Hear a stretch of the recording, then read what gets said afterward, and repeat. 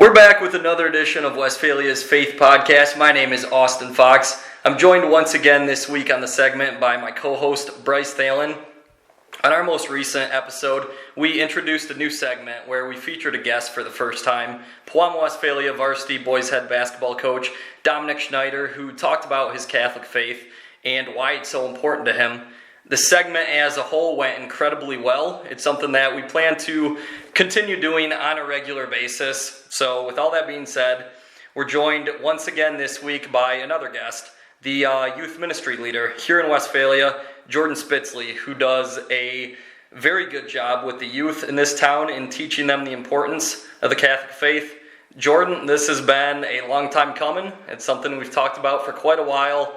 It's long overdue, so thank you so much for joining us on the podcast this month. Yeah, I'm happy to be here after having to reschedule a number of times. It's good to actually be here in the flesh, not have to do this over a call or anything. So really excited to be here. It was nice to hear some affirming words from you, Austin, just because I know usually you have nothing good to say about me, and that's just hurtful. That's hurtful. No. That's an understatement. So, no, we do appreciate you coming on this month. And Bryce, Jordan was actually your teacher at the Well, the CCD program here in Westphalia a few years ago. Both you and I, Bryce, have known Jordan for a long time. And I think we're both in the same boat in regards to how impressive it is, how serious he takes his Catholic faith, and how he has such an urge to teach it to others. What were some of your main takeaways from the time you spent with him at the Well and the way he does live out his Catholic faith on a daily basis? Yeah, Jordan came through about halfway through my high school career and became the youth minister.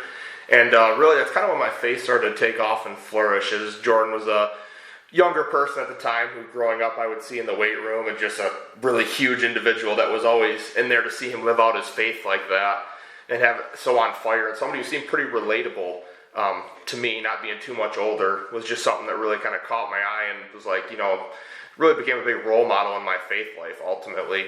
And so just definitely really fired up to have him on the podcast today and just dive deeper in to Jordan's faith. I think that's a really good way to put it. Jordan, I remember when you did become the youth ministry leader here in Westphalia, and it's kind of cool looking back and just, I'm sure, at where your journey has taken you. Could you just go into detail a little bit about how you got into this role and kind of what made you want to become the youth ministry leader here in town and work with the young kids and strengthening their faith in this area? Yeah, so this position actually entirely fell into my lap. I had been praying for probably 8 months quite fervently, very, very often going to adoration as much as it was offered, and just seeking something different. Not that the job that I had was bad, but it wasn't for me. And so after many months of prayer and kind of just a complete surrender in some ways to God, just deciding, I'm going to, whatever you do, I'm just going to trust that you're going to do something good for me, that you're going to do what you want me to do, or you're going to help me to know what you want me to do. And I went on World Youth Day, and after that, during that, I got to know Father Eric really well. And after that, I talked to Brian Flynn, who was the youth minister here, and I'd said, I'd be interested in giving a talk or, helping in some way with the Well. And he told me, okay, that's great. And next time I saw him, he said, hey, I don't know if you heard, I'm actually leaving, and I told Father you might be interested in my job. And I was like, well, that's not at all what I said. I said I would be interested in helping, not that I would take your job. But it definitely caught my attention. I was extremely excited by that thought.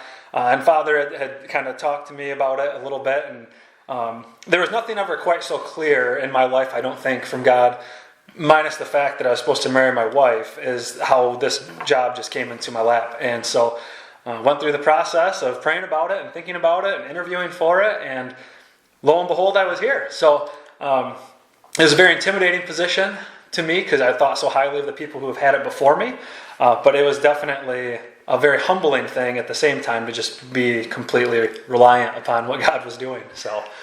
So my main takeaway from all that was that it's completely Brian Flynn's fault that he wound up in this position. You can say it's his fault, but I got to thank him because that was really awesome. I couldn't imagine being in another job right now. So fault almost imparts a bad blame, but I would say it's a good one. Exactly, and I'm sure in a lot of ways he was a role model for you on your faith journey, if you will, and you mentioned Father Eric too. Those two, I think, have played a crucial role for a lot of Catholics in the area. Have any other role models, or do people come to mind who have really helped you in that regard, strengthen your faith, not only when you were younger, but since you've taken on this job as well? Yeah, so I mean, when I was younger, when I was in high school, it was definitely Brian and Craig Pohl. Those two played a huge, kind of like Bryce had almost mentioned, which was incredibly nice, but about myself. But those two just seemed, we would go on a retreat and they were just so relatable. They had fun. They were normal guys, and so that helped a lot. And then growing up, I mean, getting into college, I was very fortunate to have a good group of friends around me that were like, I look back and I'm like, wow, God, you were just incredibly gracious to give me good friends who are going to hold me accountable. And even the times where, I might not be that close to you, they always pull me back. And then getting into my men's group, I have to give them a shout out. Dominic Schneider, the coach you talked about last, he's in my men's group. And that group of guys has done more for my faith than I'd probably like to admit. So, I mean, those guys are all fantastic. Bryce, we talked about some role models last time with Dominic, and you mentioned two that really jumped out at me, two saints who have played a big role in your life, and they were St. Joseph and St. Michael. Any people in the area who have kind of shaped your faith as well? And because obviously you've been involved in the well and some of the other faith-related things in the area. Any people that have really helped you on your journey as well and strengthened your faith over the past 10, 15 years or so? Yeah, I mean, like I said before, Jordan was huge for me. I'm not just saying that because he's sitting right next to me right now. He is. It truly is. It's just finding people relatable like that who just are on fire. And to me, it's relatability is everything. And so that was huge having Jordan there. John Lehman, too, was a big one for me, just because I'm really good friends with his brother. And just John was an oldest child, just like I was. To see him kind of be a role model for his siblings as well and show how to kind of lead them, kind of help me be that good role model for my siblings as well. I actually got to teach, at the well with John. We actually taught a group of young men together, which was awesome, getting to know John on a different level there. So I would say those two are probably my two biggest role models. I think it's really cool that we can throw out as many names as we just did, and it's all people in the area. We have so many good role models in Westphalia, people who are dedicated to their faith and who live it out on a daily basis. And I don't think a lot of other towns around Michigan or the U.S. can say that. Bryce, you and I have talked about it a lot on this podcast, but we're so fortunate and blessed to live where we do. And Jordan, I'm sure you experienced that firsthand, teaching the well and dealing with these kids and these parents. I'm sure you see on a regular basis all the time how strong the faith is in this town. And I would love to hear your take on this, if you could just expand a little bit on how blessed we are, because I think some people maybe take it for granted a little bit, but once you step outside Westphalia, you really start to realize how non-existent, unfortunately, the Catholic faith is with a lot of people. But Jordan, just how strong is it here in Westphalia? And does it surprise you in some ways how dedicated people are to their faith and how blessed we are to have it as prevalent as we do here? I don't know that I'd say it surprises me is just because of the fact that I grew up here. So it was almost the norm. Now, when I go to other parishes, if I'm doing a talk or working with different kids or we go on a retreat and we're not around here, I have to realize we live in a very unique place with incredible people that have this incredible faith and this community that's just centered around Christ. And so when I leave here, I'm often reminded, I'm like, oh my gosh, I forget how good we actually have it. It's just, one of the things for me, being now at the parish, I think about all the people who give their time and their money and not even I don't say money and we have people just throwing money at us all the time, but there's just so many generous individuals who hear of a cause and they're so willing to either donate their time, their effort, their money, whatever it is, and they don't, it's unreal. I tell people, for our program for the well, we have anywhere from 25 to 30 young adult or adults helping every Monday for 3/4 of a year. And people hear that when I talk to other youth ministers, and they just think it's unreal that I have this many volunteers. And not only do I have volunteers, I don't just have bodies. I have people who are actually dedicated to Jesus, who sincerely care about the youth. And to me, that's something that you just don't see. And we hope to see it more, right, in other places. But it's just something that's incredibly uncommon and just a huge blessing, I think, that we have in this parish of so many people who care so much about their faith and then passing that on as well. Father Chris Alar visited Westphalia this past November, and I remember he gave a homily on how strong the faith in this town is, and he summed it up perfectly. He said he's never come across a city where the entire town is dedicated on its faith and where basically all the parishioners there are practicing Catholics. And he said he's visited hundreds of cities across the U.S., and sure enough, EWTN filmed a segment on Westphalia. They aired it in January. Both Jordan and Bryce, sure enough, were interviewed on it, and it was actually really cool to see. So we are blessed in that regard. And Jordan, you touched on this a little bit already, but this is a pretty simple question, but I think it's one that is important for people to hear. Why is it so important to ingrain the Catholic faith in young people especially, and start them at a young age to make sure it stays with them throughout their whole life? Mm-hmm.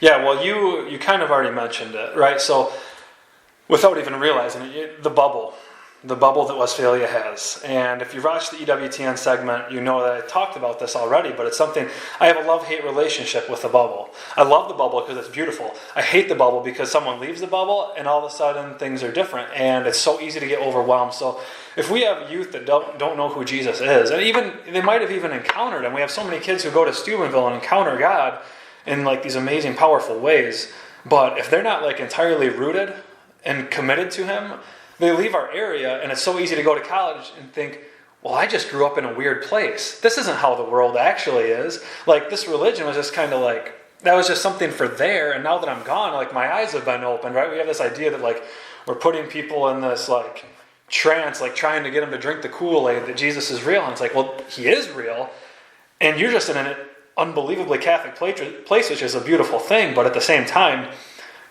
leaving the bubble can also be very drastic, and that causes so many people to leave the faith.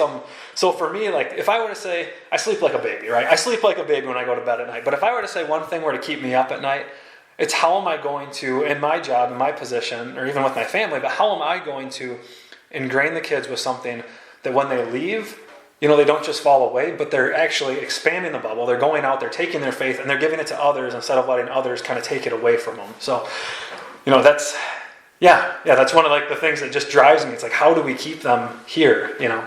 That's so cool to hear, and you talked about it, but the importance of evangelization and not only living it out for yourself on a daily basis, but spreading it to others. I'll admit, when I was in high school and at that age, it was not a big part of my life. I honestly couldn't care less about it at the time, but over time, it eventually grew and expanded. Bryce, you and I had a really interesting conversation a few weeks ago. It was on April 8th. The reason I remember is because it was the Tigers opening day, and we talked about it after the game, but just kind of our own journeys and the paths that we've taken.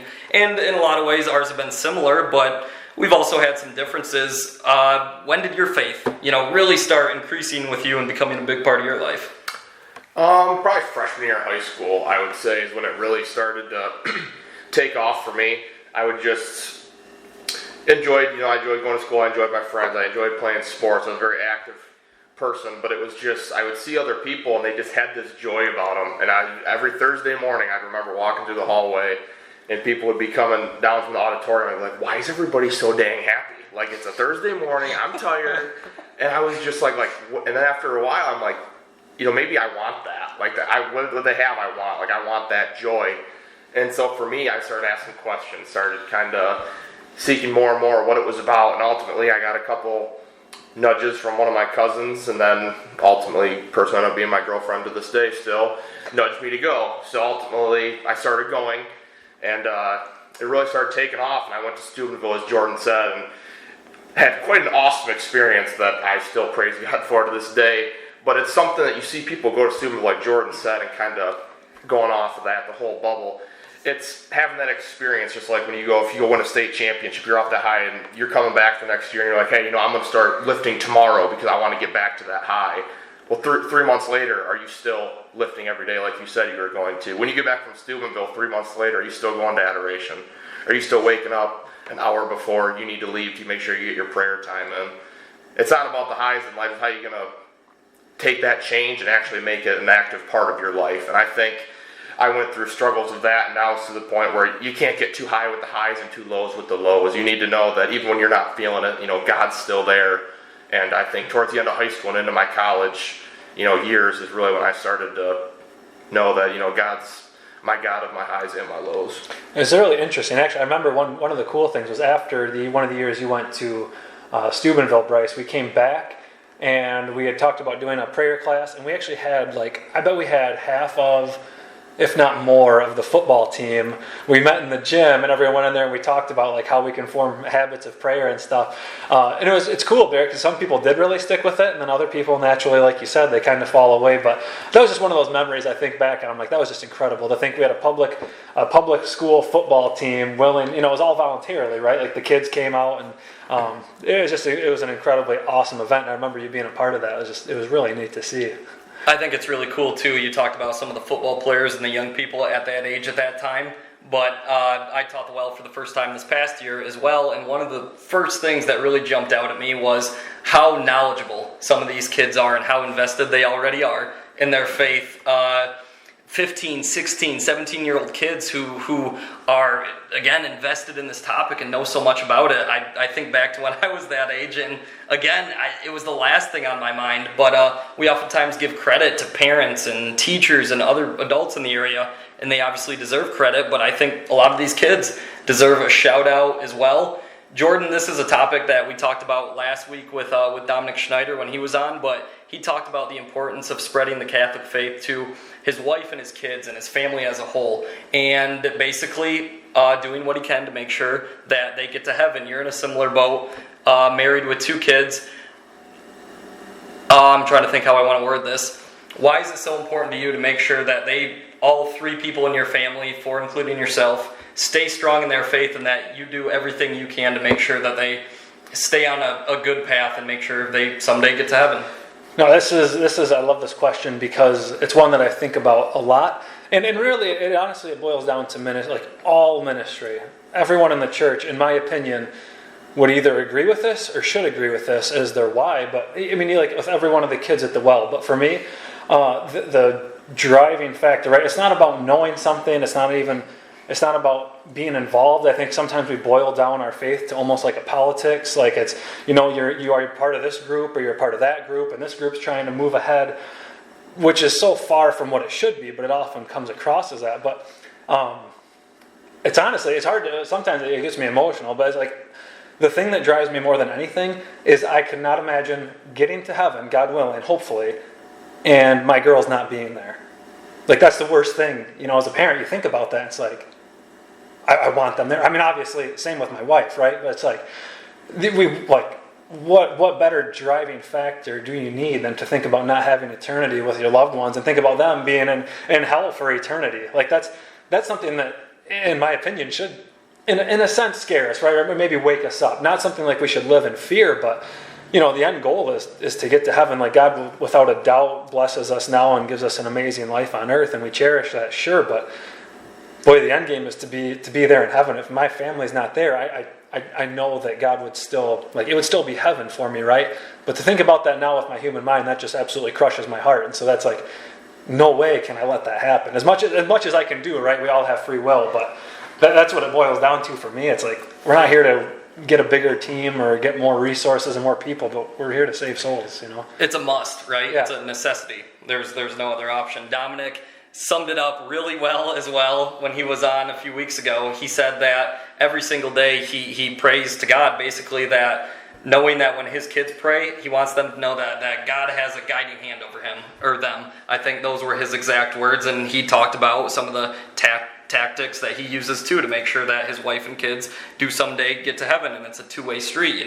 He helps them, and I'm sure they help him as well. And Jordan, you summed it up perfectly too. So we'd also like to give a quick shout out to our sponsor, Jesse Thelen and JT5 Media. Jesse does incredible work with graphics and artwork. He's really helped us out in a big way. If you or someone you know needs a graphic made, feel free to reach out to him at JT5 Media on Twitter. You can also reach him at 989-640-4513. Again, he is the best in the business when it comes to making graphics and artwork. So feel free to reach out to him if you need one made. Before we wrap up, Jordan, there's one more kind of fun topic that I want to quickly hit on, and it has to do with the well. And one of the very first things that jumped out at me when I started teaching last year was the wide range of ages that you have in your teachers, your group leaders. You have very young people, you have middle-aged people, and then you even have some extremely old people, like Joe Fedewa, for example. God, he's old, isn't he? He's got to be pushing 80. Yeah. Yeah. Joe, God willing, he'll be back with us next year. that's a big if.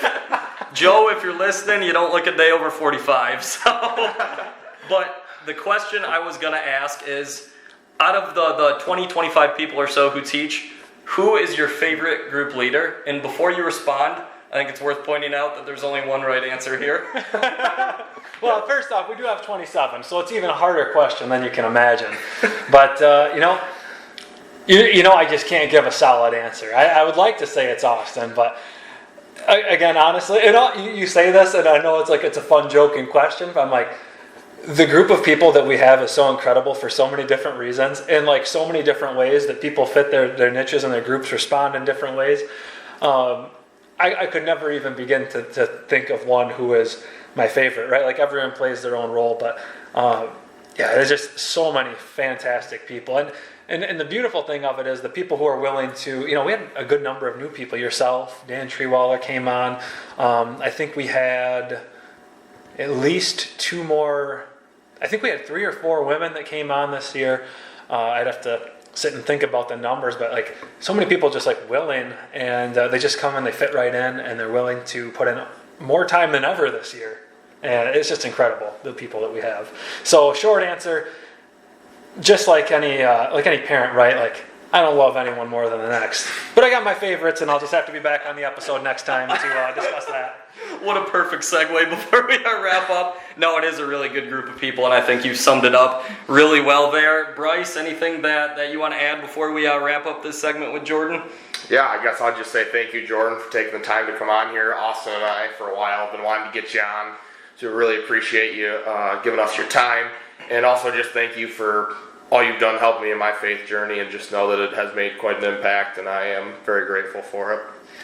Yeah, no, I mean, that means a lot, and happy to have been able to do that. But one thing you have to remember, I know with my job and everyone else's lives, it's like, you hear it, that feels good, but it's like, oh, praise you, God, because, I mean, he's the one doing all the heavy lifting. That's what I tell the leaders. That's why I think about our friends, our family. It's like, if we're ever trying to lead anyone to Him, He's the one who does all the work, and we just got to be willing to try. So praise God for that.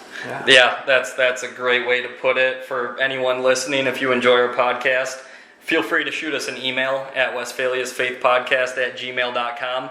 You can send us any concerns, questions, comments you have. If you don't like anything Jordan said, feel free to reach out to him as well. Again, that's at westphaliasfaithpodcast@gmail.com. You can also follow us on Twitter at Faith Discussion. Again, our Twitter handle is at Faith Discussion. Jordan, it's been an absolute blast doing this today, and thanks for not only coming on, but like Bryce said, thanks also for everything that you do for the youth in this community. It's very, very much appreciated. Well, thank you very much. I'm happy to be here, and we'll be back next time to discuss favorite leaders, I guess. Stay tuned, folks. Thanks again for everybody who tuned in, and we'll talk with you all again in a few short weeks.